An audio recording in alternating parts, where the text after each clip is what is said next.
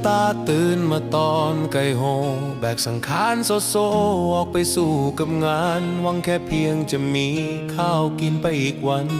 ไม่เคยคิดฝันจะไปสู้รบกับใครเหงื่อทุกหยดที่มันรดรินลงบนพื้นก็กล้ำกลืนเพื่อคนที่รักและห่วงใยทำดีแทบตายไม่เคยได้ดีกับเขาไงแต่เรื่องจันไรกลับวิ่งเข้าใส่เต็มประตูไอ้เรื่องดีๆไม่เคยจะมาป